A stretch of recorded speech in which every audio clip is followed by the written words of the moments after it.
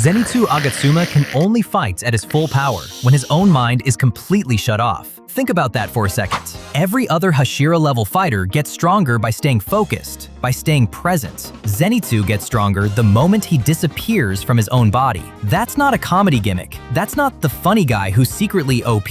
That's a person whose own consciousness is the enemy, and who turned that into the most precise weapon in the entire Demon Slayer core. Here's how that actually happens. If you've watched even one episode of Demon Slayer, you know Zenitsu, the guy who screams before every fight, who begs strangers to marry him, who collapses into a sobbing heap the second things get scary. He's part of the core trio, the comic relief holding the group together with pure chaos energy. But here's a detail most fans skip right past. Zenitsu's hearing is so heightened, he can detect a demon's presence from over 100 meters away, before anyone else even senses something's wrong. That's not comic relief. That's a survival trait, built by a nervous system that's been on high alert since childhood. And that's the real story almost nobody covers. Not what his power is, why it exists in the first place. That answer starts long before he ever became a Slayer. Before Zenitsu was a Slayer, he was just a kid with nothing. No family, no money, no one looking out for him. And the world took full advantage of that. He got scammed, repeatedly. People used his desperation for connection against him, over and over, until trust itself became something dangerous. Think about what that actually does to a person. Every time he opened up, he got hurt, so his nervous system learned a brutal lesson early. Danger isn't occasional. Danger is everywhere, all the time. It got so bad, he tried to end his own life. And that's the exact moment Jigoro Kuwajima found him. Not a warrior looking for a prodigy, just an old man who refused to give up on a kid everyone else had already written off. Jigoro trained him anyway, believed in him anyway, even when Zenitsu begged him to stop, even when he ran away, even when nothing seemed to be working. That relationship is the foundation for everything that comes next. Because Zenitsu's fear was never written out of him, it couldn't be. What Jigoro built instead was a way to fight with it. Here's where most explanations stop too early. They'll tell you Zenitsu only learned Thunder Breathing's first form, and leave it there, like that's just a fun fact. It's not a fun fact. It's the entire key to understanding him. Thunder Breathing has 6 known forms. Every other user Zenitsu trained alongside eventually moved past Form 1. He never did. Not because he couldn't learn more, but because his fear made it physically impossible to access anything else. Every time he tried the advanced forms, panic took over. His body locked up. His mind flooded with the same danger signals it learned as a kid. So Jigoro made a choice most teachers never would. Instead of forcing him past that wall, he had Zenitsu master one form so completely that he wouldn't need anything else, ever. And that's where it gets genuinely fascinating.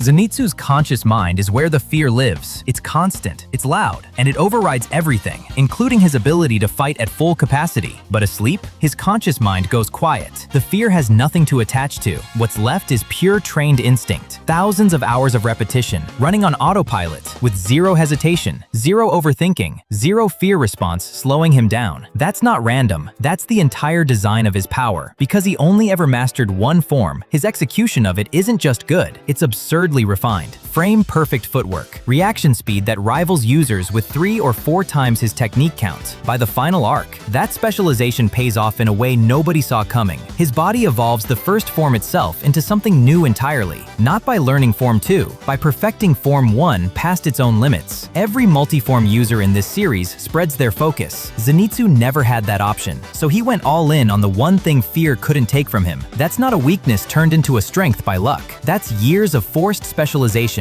built entirely on top of trauma he never got to fully heal from. Let's rewind to something small first. Early in the series, Zenitsu, still terrified, still shaking, steps in front of Nezuko to protect her from danger. He doesn't stop being scared. He just moves anyway. That's the pattern that defines him from the very beginning. Not fearlessness, fear, paired with action anyway. Keep that in mind, because it matters for what happens later. Now fast forward to the fight that changes everything. Zenitsu versus Kaigaku. Kaigaku isn't just any enemy. He trained under Jigoro too. Same teacher, same technique, completely different outcome. Kaigaku had talent Zenitsu never had. He learned multiple forms easily, and when Jigoro died, he abandoned everything the old man taught him, turned demon, chased raw power without ever facing what actually scared him. Zenitsu did the opposite his entire life. And here's the detail most fans miss about this fight. For the first time in the whole series, Zenitsu fights fully awake. No sleep trigger, no shutting his mind off. He's terrified, present, and fighting anyway. Watch what's actually happening here. This isn't just a power-up. This is the entire character arc completing in real time, right in front of you. Everything Jigoro built in him, every hour of forced repetition, every form he specialized instead of ran from, it all pays off in this one moment. He didn't win because the fear finally left. He won because he stopped needing it to.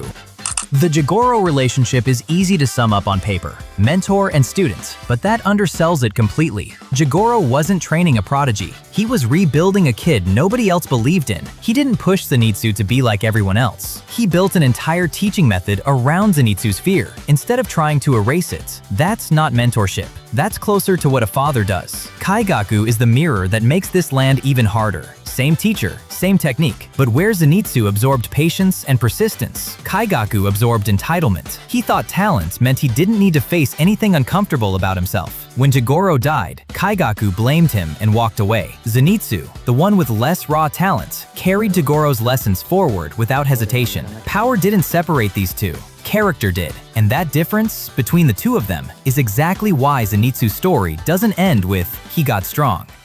So here's why Zenitsu actually matters. Not as comic relief, not as the funny one. He's proof that Demon Slayer's real theme was never about who's strongest. It's about what people build out of the worst things that ever happened to them. Tanjiro turned grief into resolve. Nezuko turned rage into control. Zenitsu turned fear into the most disciplined technique in the entire corp. He never stopped being scared. He just stopped letting that be the end of his story. And honestly, that might be the most human arc in the whole series. If you want more breakdowns like this, ones that actually dig into why these characters work, not just what they can do, you know what to do. Hit subscribe. There's a lot more of this coming.